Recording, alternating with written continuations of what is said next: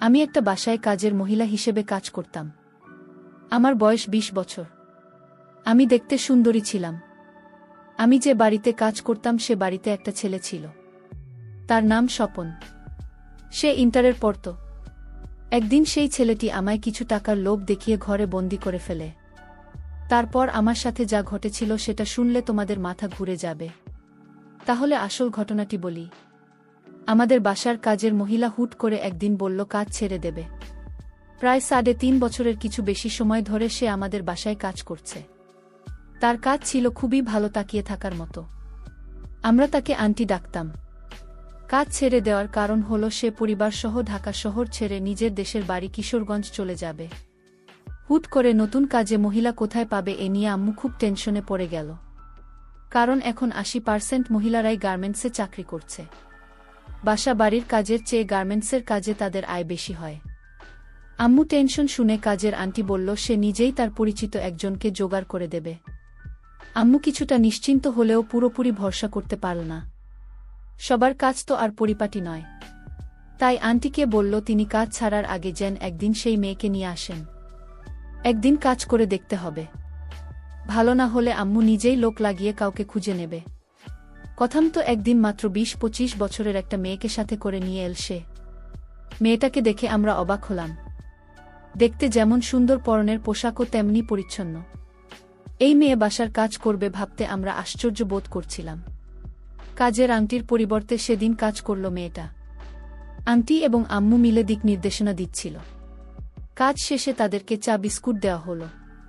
খেতে খেতে মেয়েটাকে পরিচয় করিয়ে দিচ্ছিল আন্টি। সে বলল তারা যেখানে থাকে সেখানে এই মেয়েটা তার একমাত্র ছেলের সন্তানকে নিয়ে ভাড়া এসেছে। নতুন এসেছে এলাকায়। এসে সবার কাছে অনুরোধ করেছি, কেউ কোনো কাজ জোগাড় করে দিতে পারলে উপকার হবে। মেয়েটির স্বামী আছে, কিন্তু তার স্বামী তার সাথে প্রতিদিন জমা করে। তাই সে চলে এসেছে। তাই সে রাগ করে এখানে এসে নতুন ভাড়া নিয়েছে। আর ২টা বাসা বাড়ির কাজ করছে বর্তমান। আগে কখনো করেনি। ১ তারিখের আগে থেকেই মেয়েটি নিয়মিত কাজে আসতে লাগল। একদিন দেখলাম কাপড় ধরছে আর ফুপিয়ে কাঁদছে সে। আমরা নানান রকম প্রশ্ন করার পরও সে কিছুই বলেনি। এরপর থেকে প্রায় দেখতাম সে কাছে। আমরা অনেকবার জিজ্ঞেস করার পর কিছু জানতে না পেরে একসময় জিজ্ঞেস করা বন্ধ করে দিলাম। একদিন সে তার ছেলেকে নিয়ে এলো। প্রথমবার ছেলেকে এনে সে অনেক সংকোচ বোধ করতে লাগল। আমরা তাকে সহজ হতে ভরসা দিলাম। যেহেতু বাচ্চাটা ছোট সেতু মাঝে মধ্যে আনতে পারি শুনলাম প্রতিদিন ছেলেটাকে ঘরে একা তালা মেরে চলে আসে। আশেপাশে মেয়েটার কোনো আত্মীয় বা পরিচিত নেই। দেশের বাড়ি বরিশাল। এরপর থেকে ছেলেটাকে প্রায় নিয়ে আসত। আমরা তাকে সব সময় এটা সেটা খেতে দিতাম। বাচ্চাটা ভয় নিতে না চাইলে তার মায়ের কথাই নিত। খুবই শান্ত বাচ্চা ছিল।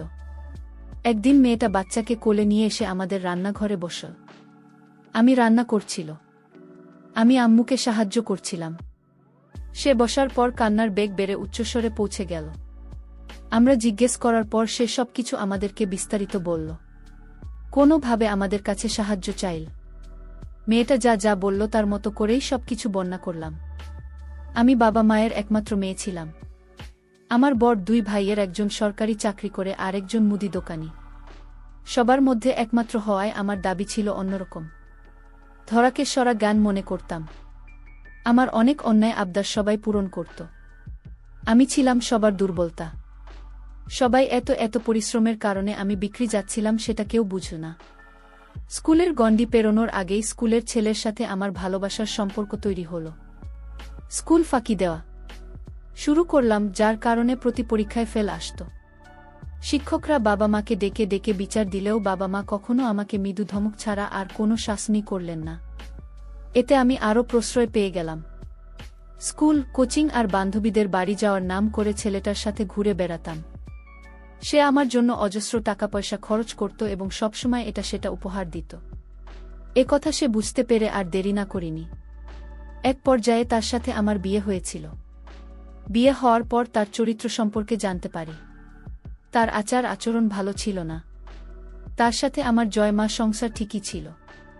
এক পর্যায়ে তার কাছ থেকে আমি অবহেলা পেতে থাকি। আমাকে সে কোনো মূল্য দেয় না। আগের মতো সম্মান করে না। তার মিষ্টি কথা টাকা খরচ করুন। আবদার শুনে আমি গান শূন্য হয়ে গেলাম। আমি ভেবেছিলাম তার সাথে সারা জীবনটা কাটিয়ে দেব, কিন্তু তার আমার কপালে ছিল না। আমার তার সাথে আমার ঝগড়া লেগেই থাকত। সে আমার কোনো কথা শুনত না। শেষে বুঝতে পারলাম তার সাথে সারা জীবনটা কাটানো আমার পক্ষে আর সম্ভব না। আমার এক ছেলে সন্তান ছিল। আমি তাকে নিয়ে বাড়ি থেকে চলে আসলাম সারা জীবনের জন্য। আমি তাকে ডিভোর্স দিতে বাধ্য হলাম। বাবার পারিবারিক অবস্থাও তেমন ভালো না। বাবা বর্তমানে অসুস্থ। আমি ছাড়া বাবাকে দেখাশোনা করার মতো আর কেউ নেই। যারা ছিল তারা অনেক দূরে চাকরি করে। ছোটবেলায় আমার মা মারা গিয়েছিল। এখন বাবাকে দেখাশোনা, আমার খরচ করার মতো কোনো পয়সা নেই। আর তাই বাধ্য হয়ে আমি আপনাদের বাসায় কাজ করতে এসেছি। আমি কাজের মহিলার কথাগুলো শুনে আমার খুব খারাপ লাগছিল। এই মেয়েটিকে এভাবে ফাঁকি দিতে পারল? এত সুন্দর একজন মহিলা। তার কথায় বুঝলাম আসলে সে একজন শান্ত নীরব প্রকৃতির লোক। আর এই মহিলাকে সে এভাবে থাকতে পারল। যাই হোক, কাজের মহিলাটি আমাদের বাসায় সকাল 6টায় আসে আর রাত 8টায় চলে যায়। আমি স্বপন, আমার বয়স 22। আমি এবার ইন্টারে পড়ি। কাজের মহিলাটি আমাকে সময়মত চা বানিয়ে দেয়। কাপড় চোপড় ধুয়ে খাওয়া দাওয়া সব কাজ করে এই মহিলাটির এই কষ্ট দেখে আমার খুব মজা হতো। তার ছোট ছেলেটিকে নিয়ে আমাদের বাসার সকল কাজ করত।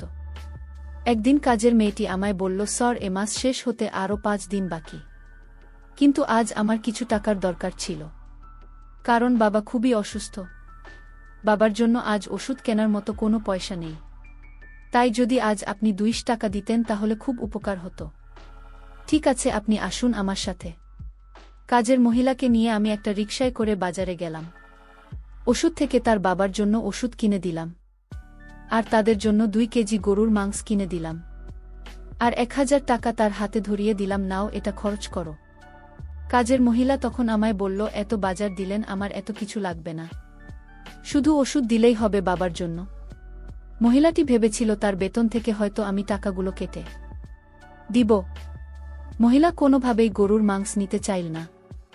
আমি বললাম, আরে রাখুন সবগুলো, আমি এটা আপনাকে এই মাসে বোনাস দিলাম। আপনার বেতনটি কি আপনি পাবেন? কাজের মহিলাটি অবাক হয়ে বলল, দেখুন, আপনি আমার জন্য এত কিছু করছেন কেন? সে বলল, আরে আজ যদি আমার একটা বোন থাকতো তাহলে আমি কি তাকে দেখতাম না? কিন্তু আমার কেমন জানি একটা সন্দেহ হলো। ছেলেটি আমাকে এভাবে আর্থিকভাবে সাহায্য করার কারণ কি? আমার কেমন জানি বিষয়টা অদ্ভুত লাগল। যাই হোক, আমি বাজার নিয়ে বাড়িতে ফিরলাম। তারপর রান্না করে বাবাকে খাওয়ালাম। পরের দিন আবার যখন তার বাসায় কাজ করতে গেলাম, তখন বাসার ছেলেটি, মানে আমি যাকে স্যার বলে ডাকি, তার নাম স্বপন। সে আমাকে তার রুমে ডাকল এবং বলল, আপনি আমার জন্য ভালো করে একটি চা বানিয়ে নিয়ে আসুন। ঠিক আছে স্যার, আপনি বসুন, আমি আসছি। স্বপন তখন আমায় বলল, আপনি আমাকে স্যার বলবেন না, আপনি আমার নাম ধরে ডাকবেন।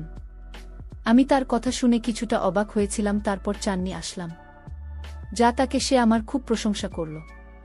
আপনার হাতের চা অনেক ভালো হয়। আমি তার এই কথা শুনেও কিছুটা আশ্চর্য হলাম, কারণ ইদানিং লক্ষ্য করছি সে আমার প্রশংসা করছে। আমার কি লাগবে না লাগবে সব কিছুই দেখাশোনা করছে। একদিন স্থাপনের মা বাবা ঢাকা বেড়াতে যাবে, কিন্তু স্বপন যাবে না, কারণ তার নাকের সামনে পরীক্ষা। আর তাই সমস্ত বাড়ির দায়িত্ব আমার হাতে বুঝিয়ে দিলেন। তাদের আসতে নাকি 1 সপ্তাহ সময় লাগবে, আর তাও বলে গেলেন, আপনি 1 সপ্তাহ স্বপনের দেখাশোনা করবেন, আর রাতেও এই বাড়িতে থাকবেন। আমার কিছুই বলার ছিল না, কারণ আমি যদি তাদের এই কথা পালন না করি তাহলে হয়তো আমার চাকরিটা চলে যেতে পারে। আর তাই বাধ্য হয়ে আমার 1 সপ্তাহ আমি এই বাড়িতে থাকার সিদ্ধান্ত নিলাম। আমার একটা ভয় কাজ করছিল স্বপনের জন্য, কারণ স্বপন ইদানিং আমার বাজার খরচ, তারপর বাবার ওষুধের খরচ কেন দিল।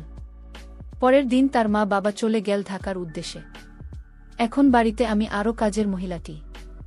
এত বড় বাড়ি, আর সেই বাড়িতেই শুধু 2 জন মানুষ। আমাকে কেমন জানি একটা ভয় কাজ করছিল।